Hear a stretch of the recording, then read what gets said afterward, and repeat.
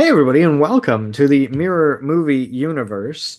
Brian and I are here again to talk about Harry Potter because we love it so much. There's just so much that we didn't get to talk about as part of the whole 8 movies that we wanted to take some time and discuss. So we're going to take a look at did the different directors work as well as they should have? Why did Harry Potter work so well when other franchises sputtered and faltered? Was the part one and part two good?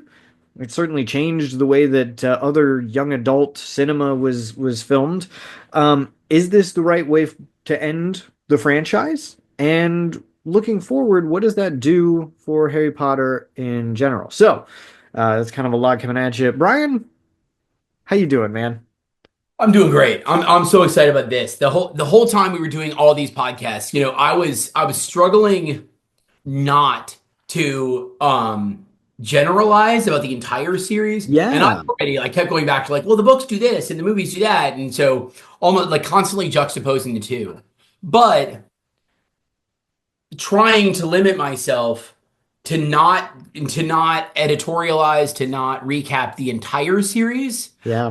but to stay on point, on message of each movie that we were fixing. But now here's our chance to look at the whole, right? To sort of step back for a moment from 30,000 feet and look at the entire series as what did it do so well as an adaptation? Did it end well? Did it land the way it was supposed to land? What kind of a story is it telling? And I really love that question. Why does this story resonate so deeply and have such cultural relevance in ways that other young adult films don't? Mhm. And that's a really important question, I think. What about this story resonates so deeply? Because I really do believe, 500 years from now, as people are looking back on the 20th century and 20th century literature, I don't know if there's going to be a lot of great stuff written. Um, right. I think philosophically, we've got, some important literature that's been written. But in terms of like fiction, or particularly maybe like fantasy fiction, which was invented in the 20th century, you're going to get the Lord of the Rings and you're going to get a Harry Potter. Mhm. Right. I think everything else is not timeless in the same kind of way. Maybe Narnia. But we can even get into this. I actually don't love the Chronicles of Narnia as books or movies. Um, Really? and I love C.S. Lewis. Oh, I just love interesting. everything else by C.S. Lewis. I never read the Space Trilogy. I never really got into that. But everything else in C.S. Lewis's catalog, I think is fantastic. I don't love Narnia. And Wow. never have. Like, and I've read them. They didn't resonate with me. Huh. But I'll start with perhaps the most hot take that I have. I think Harry should have died. I don't like the fact that he came back. Um, all deference. J.K. Rowling, when you're scrolling the internet and you come across this podcast and you hear me, idiot Brian Keenan, critiquing you on your ending of one of the greatest stories ever told, Uh-huh. please know I think you're brilliant and wonderful. However, I do think Harry should have stayed dead. That's his entire messianic figure there should have like it's peculiar that he now like grows old and just like lives a normal life. Yes, that's what he always wanted, but I think in one sense it cheapens like the sacrifice. That he sort of died and then he came back and then he just lived a middle class life. Hmm. I think that's peculiar, but I think that J.K. Rowling did such a great job planting the seeds for him to be able to stay dead. That it was the child born at the end of July that could have been Neville. To And go it's on and fulfill the prophecy. I see. exactly. So Dumbledore makes this point to Harry in book five that like it could have been other people, but he chose you. Because he chose you, that made the prophecy true. And that's true. Hmm. So he was the one that was chosen to sort of be Voldemort's rival. He sacrifices himself, and then Neville takes up the cause. Neville Hmm. finishes the story. And Voldemort had it wrong all along. Hmm. And Neville's like been like, in disguise the whole time. Voldemort could have killed this guy easily.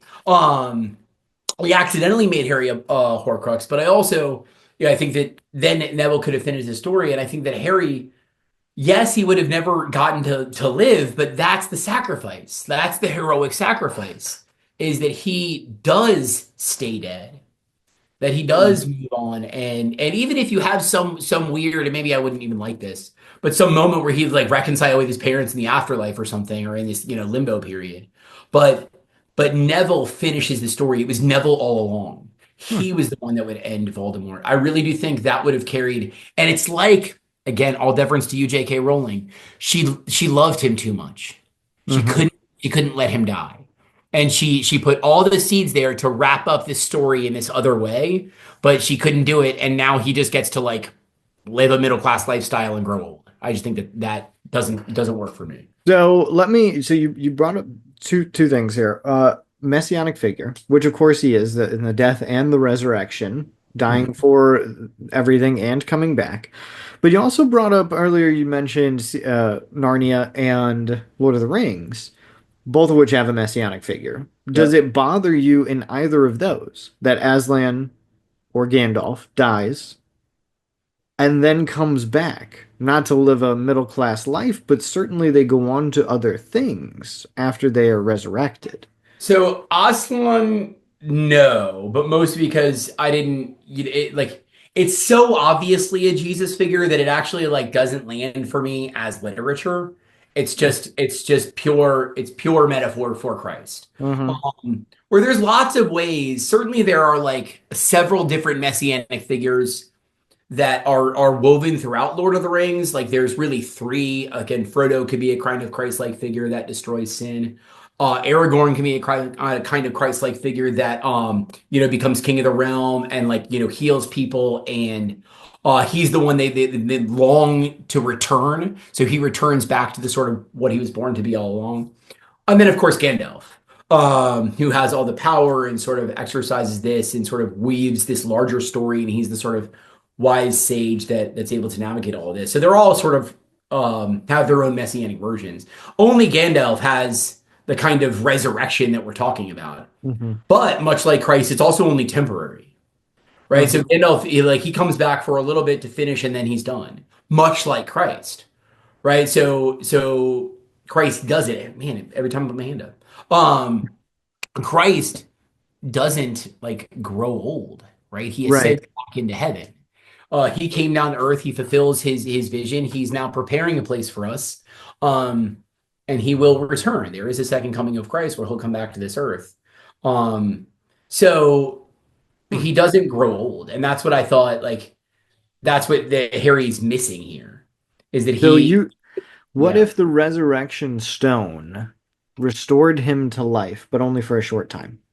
So he So was I able to come actually would back, have but liked only for that a couple better. days. Yeah. That's what I thought they were doing.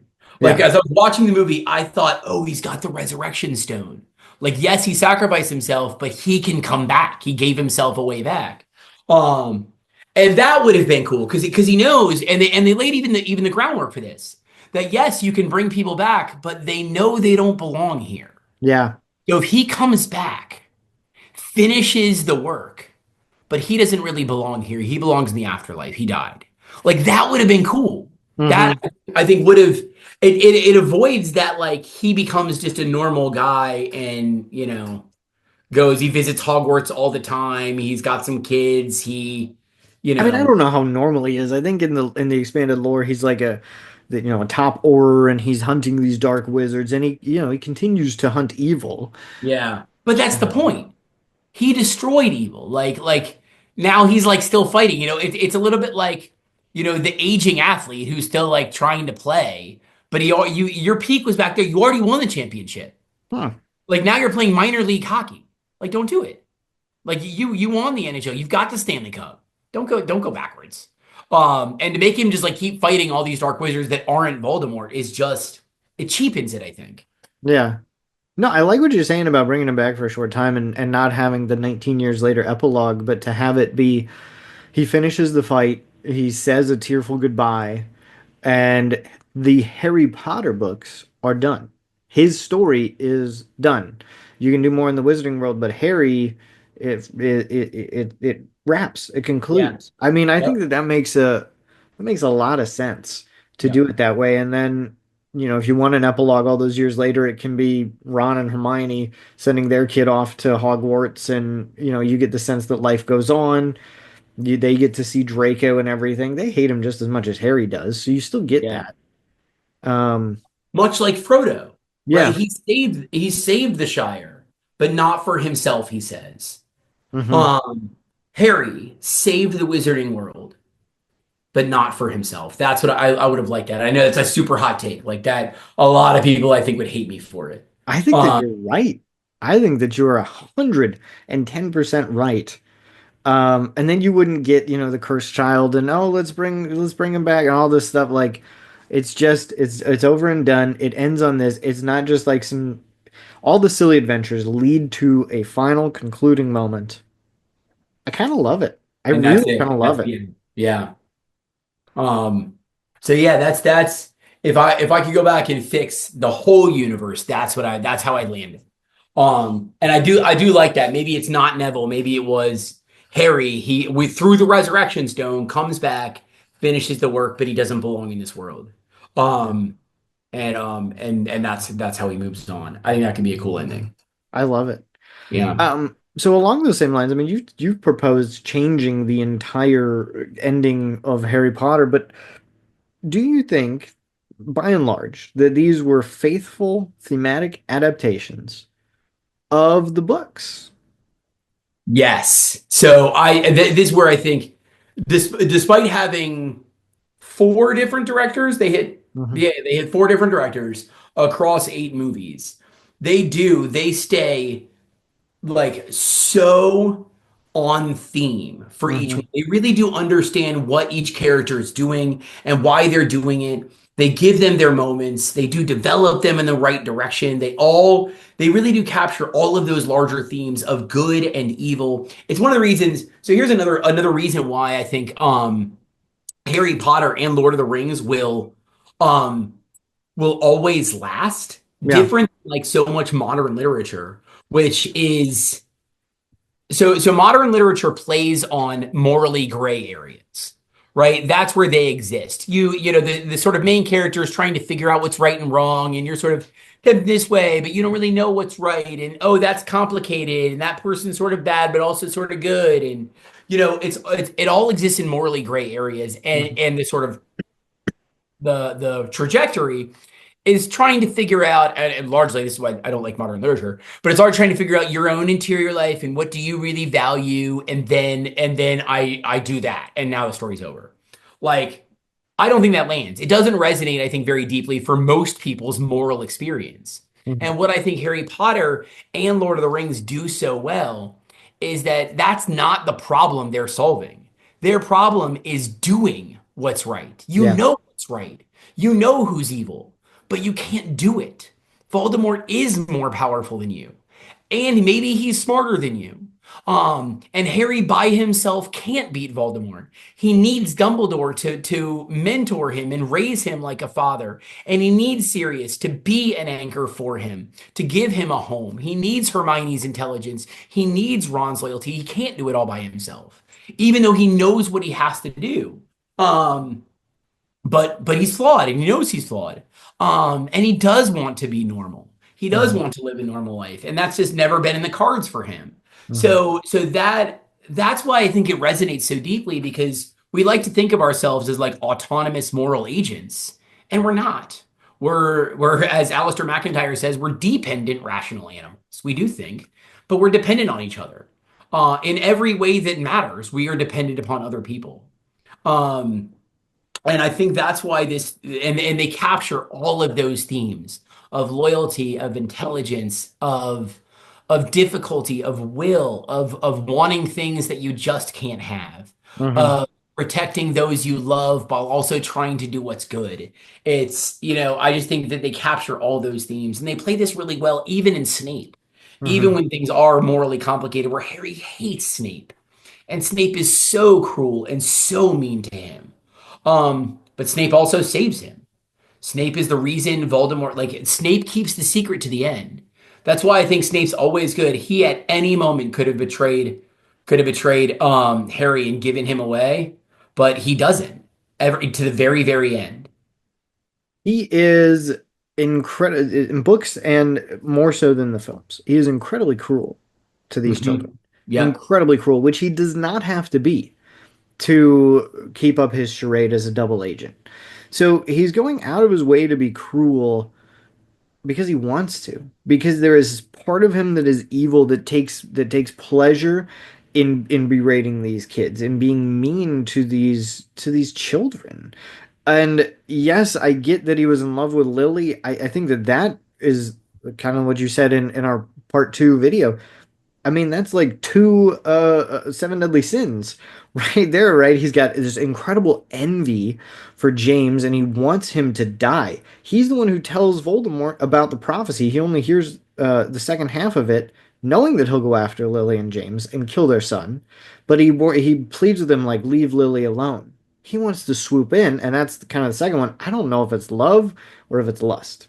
I mean, he's certainly incredibly covetous, which you don't see portrayed a lot. So he's deeply, deeply flawed and I would say like morally evil. And he does some good things out of that. But more so because Albus Dumbledore is just like, okay, like if you want to do this, is what you have to do, and you're gonna be my double agent. I think that's more Dumbledore than it is Snape, but I know So that I people disagree, so So I think I get it, and he's a deeply, deeply flawed person, and he is covetous. Like he envies his neighbor's wife, or he covets his neighbor's wife. He wants, and he's like, yes, go kill the boy, go kill James, save Lily. And mhm. again, what's his like long term plan here? Hey, by the way, I betrayed you so that your husband and son are dead, but Right. love Like, me now. Like I'm a great choice. Like how bizarre. This is like serial killer style behavior. yeah. Um, but he is like the person who saw what's good in him is the person he lost. And he doesn't hate Harry. Like he wants to protect Harry, he wants to protect Lily. He does hate James, but James is cruel to him. James is like he hyper focused on everything that Snape was insecure about. Yep. And in front of the person he really did love, so he constantly embarrassed him. He constantly made him feel belittled. And the person who always brought out the best in him is the person that he lost the most. Um, he like yeah, I do think he's very flawed, and he never really is redeemed. That's the point, is that he dies a flawed man. It's not Yes. like he has a redemption arc. He has an arc of like cruelty and evil, death.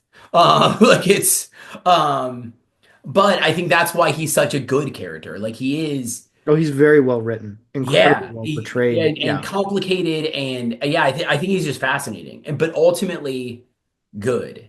And he doesn't love Voldemort. He wants to see Voldemort destroyed. I think he does want to help Harry out of love of Lily. But even that, like Harry is the embodiment of Lily loving somebody else, so he's just conflicted about that. Um, It's and certainly he a is cruel deeply to everyone. flawed Maybe, and love. that's an important point. He's not just cruel to Harry. He's mostly cruel. Like he's more cruel to Harry than everybody else, but he's cruel to everyone. Yeah. He's just an unhappy man. And the only person that ever saw any good in him, the only person that brought out the good in him is the person that he lost. Yeah. Um, yeah. No, I mean I see your side of it. I think that anybody could argue either point, which again goes to show you just how well written and how well portrayed he is. And it's such a Exactly. gray character, Yeah, you he's know. just excellent. So, so good. Yeah.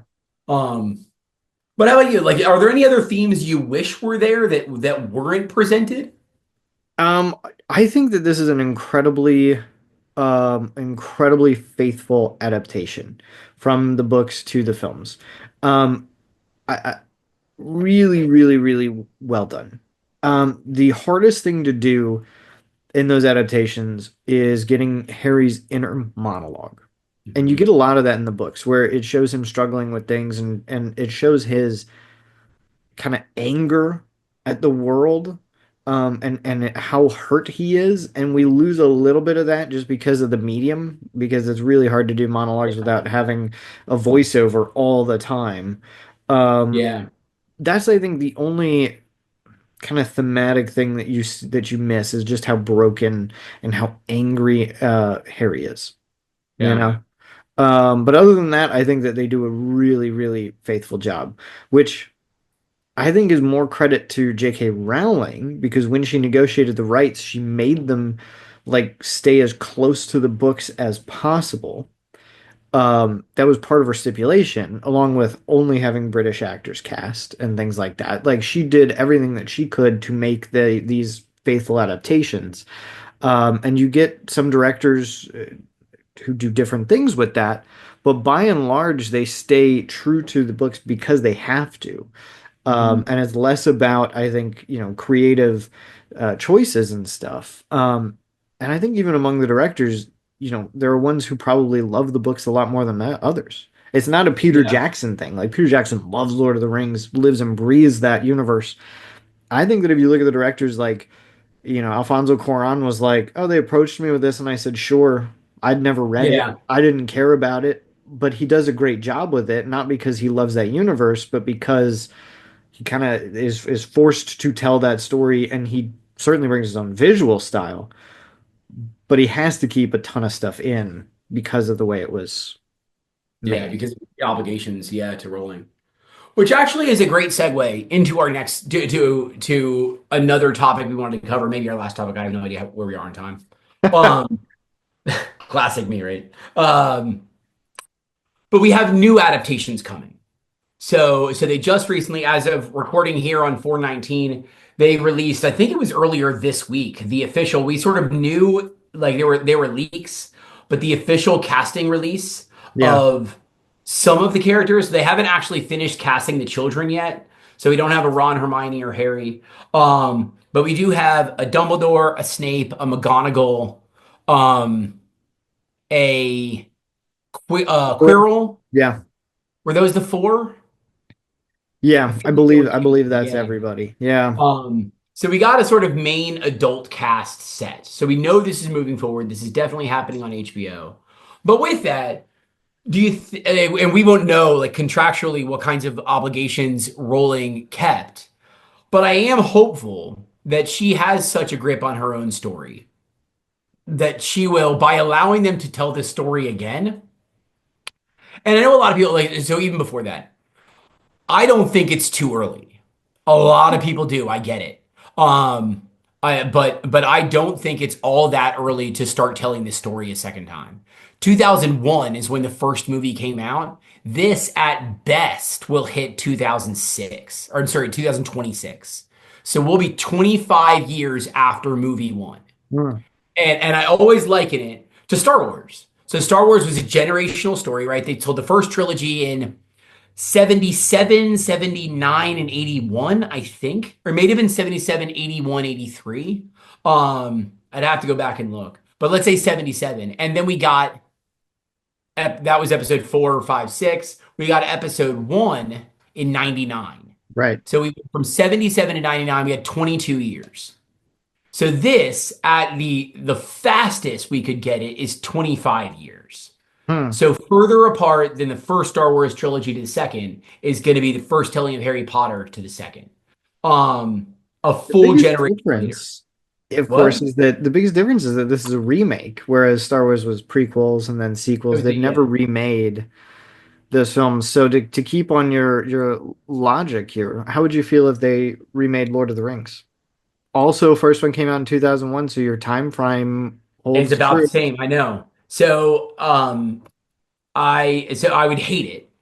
I know I would hate it. See? Um, but if like somehow this is the main distinction.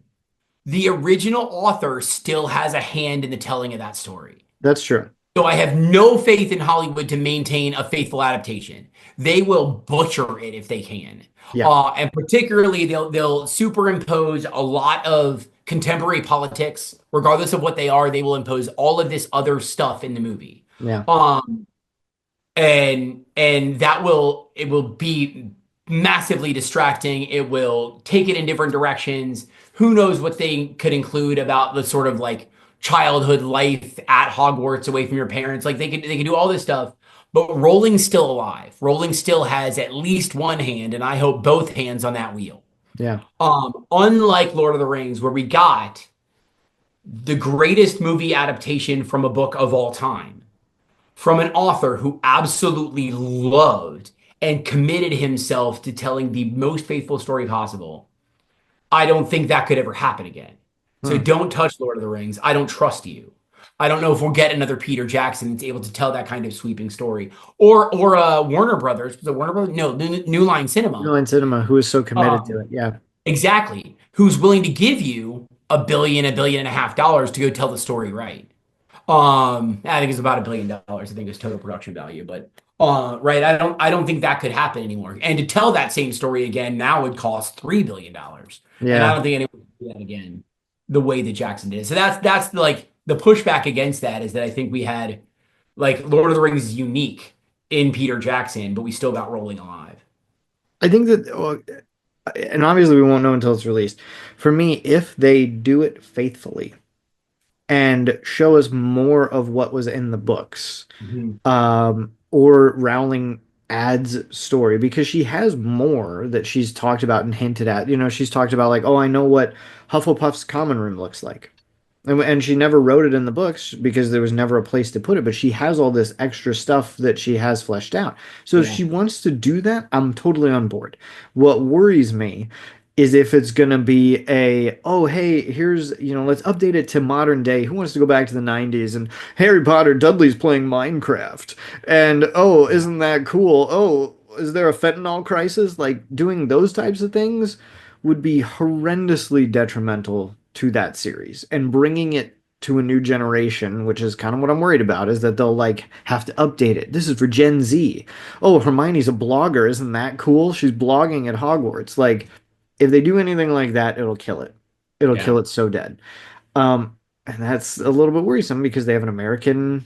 I mean, no offense to John Lithgow, but you have an American Dumbledore, Mhm. and Rowling was very adamant to only have British actors in the first one. You have a black Snape, and I get both sides of that. People are like, "Hey, if you don't like that, you're racist." Other people are saying, "Well, that's not true to who he was as a character," and it opens up a whole lot of subtext and everything to why he treats people the way he does. I don't know. We'll see how it all plays out, but it does make me a little bit worried that already they're like, "Oh, you think this is going to be faithful adaptation?" No, it's not. Yeah. So I don't know. So did Rowling stipulate that all main characters had to be British? I thought it was only the core three. I No, it thought was Harry, Ron, and everybody. Hermione, everybody had to be British. Because Um, famously, Robin Williams wanted to be Hagrid. He knew Chris Columbus, and he was like, "Chris, get me into this," and he was like, I can't. Like yeah, we're contractually obligated. It has to be a British actor." yeah. Though they also released Hagrid. So Oh yes, they did. Which is Nick Pegg. No, Simon Nick, Pegg and Nick Frost. whatever his name, that Nick always Frost. worked It's with Nick Simon Frost. Pegg. Yeah, What was it? Nick what? Nick Frost. Frost. Yeah, yeah, Yeah. yeah. Yeah, they got him too. So yeah, I mean, I share all those same reservations, but if Rowling again keeps one hand in the wheel and make sure they don't do that, and again, whatever your politics, Rowling has shown herself to be uh to stand up to cultural influence, Hmm. right? So so that um I hope she can just keep the same story she's always told. Don't let them take it in thousand direction. But if they do, like you said, just give me more. Like Yeah. you said, a Hufflepuff common room, and I instantly thought, like, how cool would it be if we get Cedric sitting around the Hufflepuff common room, and they're all like, "Oh my gosh, what's your strategy? You're gonna do this, you're gonna do this," and all of that. That could be really cool. It could be Uh, really cool. like just like expand the story out further, and we can develop all of the fixes that we've had around character development, around, oh, if we had this, and oh, if you made this change, like all these things, they've now got the time to do it. And in HBO's defense, they have showed themselves to commit huge budgets to fantasy genre. Yeah. So I never watched Game of Thrones. That is not my style. But I do know that they were the most expensive TV shows ever made at the time. I don't know if they still are. But they're willing to like commit themselves to a show that works Yeah. and give it the budget it deserves. So awesome. Rock on. Yeah. Um, Well, and I think that that's one of the keys. We've talked about Lord of the Rings and Harry Potter, which probably the most faithful adaptation to the source material and the most profitable. We haven't talked about what is it, the Hunger Games stuff, which is another young adult thing. I don't know. I'm not into that world as much. I don't know how closely that follows, but I think comparing Harry Potter and Lord of the Rings, if those are our kind of standard gold bearers, to Mhm. all these other things that didn't work. You have Chronicles of Narnia, which kind of sputtered and fell flat. You have the Divergent series. You've got Artemis Fowl. All these other young adult things that were so Alex Rider to a lesser extent, like so good as books, so popular as books around the same time, and then the adaptations fell flat. And I think that what you've said is like one that you commit the budget, and when you do that, you commit like timing too. You know, Uh-huh. Peter Jackson was able to shoot all three of those back to back. If you just commit to the first film, even if it's a hit, then you have to bring everybody back, negotiate Yeah. contracts, find time to film. Suddenly it's 3 years later. And because it's a hit, now they're all more expensive and they're all busier, and it's harder to even navigate a schedule, let alone find a larger budget to now pay the actors whose careers you've made to stay committed. Yeah. Hmm. Yeah. And so, by and large, I think most of those things failed because they were not true to the source material. Now, Chronicles of Narnia was true to the source material, but I don't think Hmm. they had the commitment. It made massive returns off The Lion, the Witch, and the Wardrobe, just huge box office success. But they weren't planning on doing like a whole thing with it. So then you had to bring everybody back, renegotiate. They made three films in the same time that Harry Potter made eight.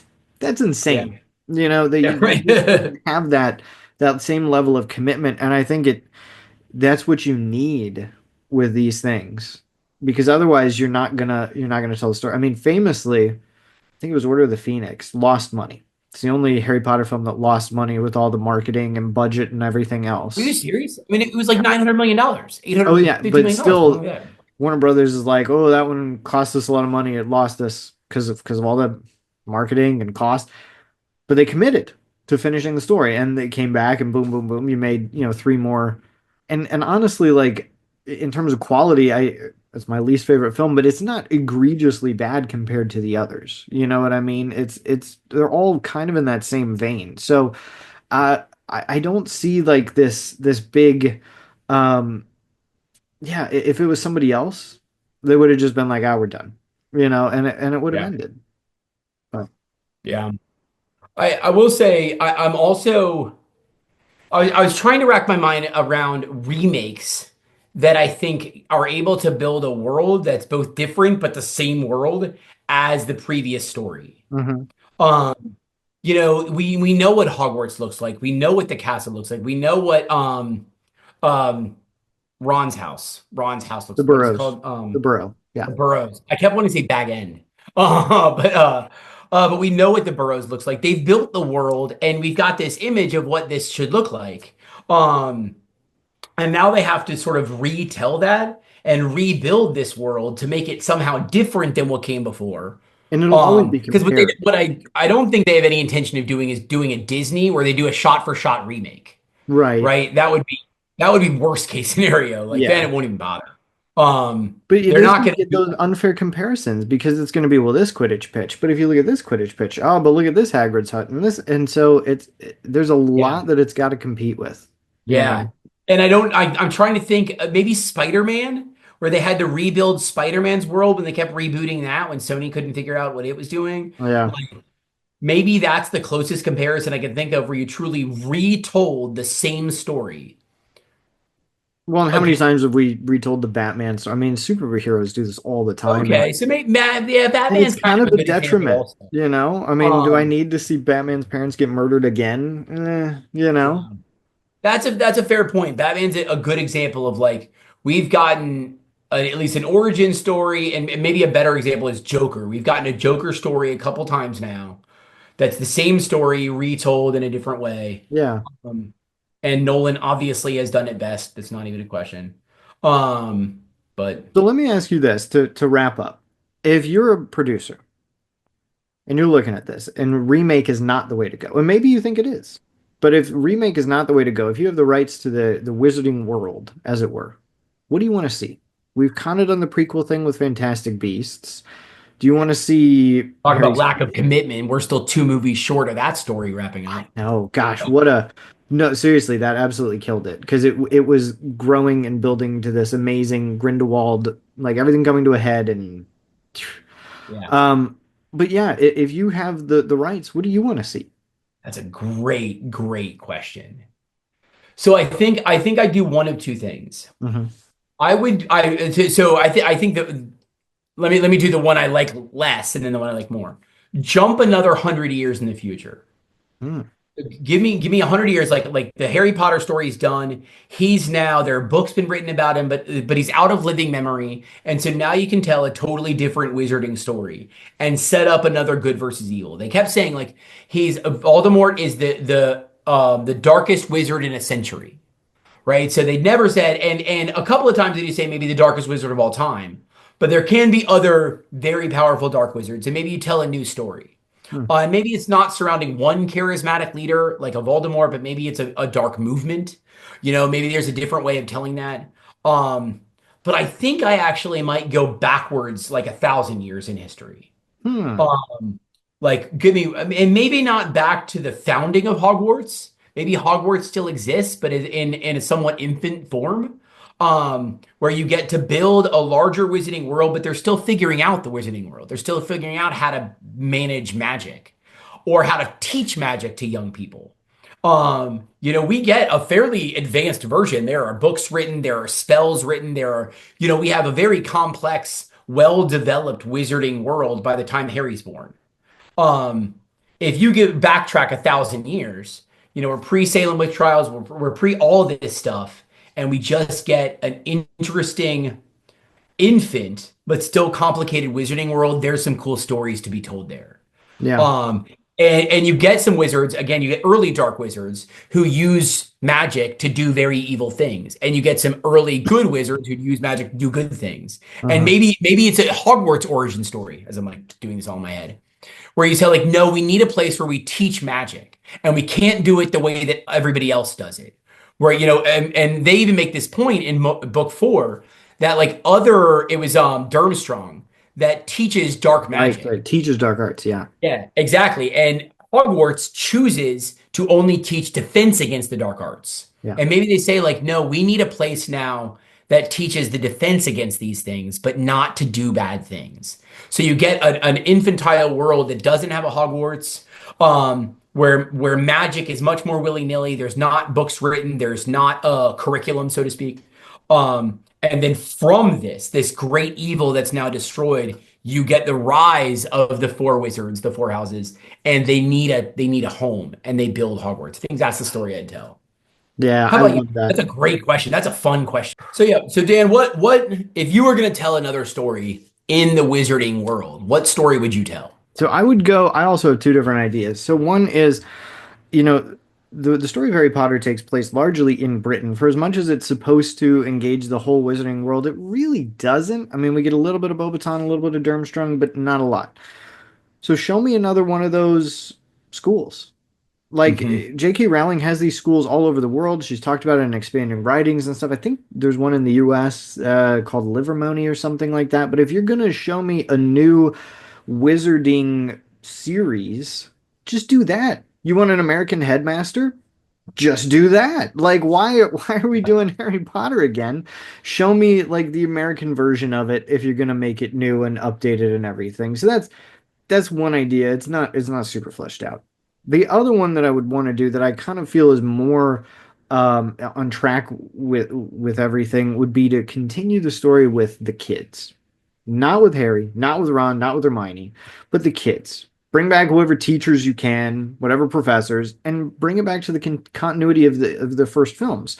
The Cursed Child play. There's a ton of conflicting opinions on that. I've never seen it. I've read it. I don't want to get into it, but I think that the story of or the idea of showing me what their kids are up to at Hogwarts is kind of teased in that epilogue.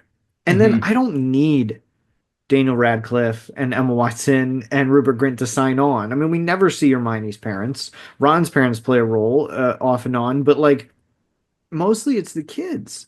So show Hmm. me the kids, and if you're, a season or two or a movie or two in, and Rupert Grint's like, yeah, okay, I'll come and shoot a couple scenes as so and so's dad. I think her name's Rose, like Rose's dad. Fine, do that, but show me those kids and show me what Hogwarts is like without the threat of Voldemort. Yeah. Like that kids are having adventures and they're learning and there's going to be all sorts of other stuff without this giant threat of Voldemort hanging over it. I mean, you really don't get a single normal school year. Voldemort is there at every turn. So show me what it's like without that. And I think you can still have some super fun adventures. Bring back the Triwizard Tournament and do that Oh, yeah. again. Like, Hmm. show me that 20 years later, and they're like, hey, last time we tried this, somebody died. This time, it's Harry Potter's son is the champion. Ooh, you can have a lot of fun with it without having all the darkness Yeah. involved. So that's my biggest thing that I would push. Like, it doesn't have to be Voldemort again. We're done with that. Hmm. Don't keep going back to that same thing, but show me more of Hogwarts. It looks like such an incredible place, and there's more mystery to be held there, which I think why yours makes sense to show the founding of it. Yeah. Show more kids going and having adventures there and dealing with like the post Voldemort era. What's that going to look like? So Yeah. that's what I would push for. But That's cool. That could be really, really fun. Of just like a Hogwarts without Voldemort, and what kind of adventures and chicanery and all kinds of other things the kids are going to get into.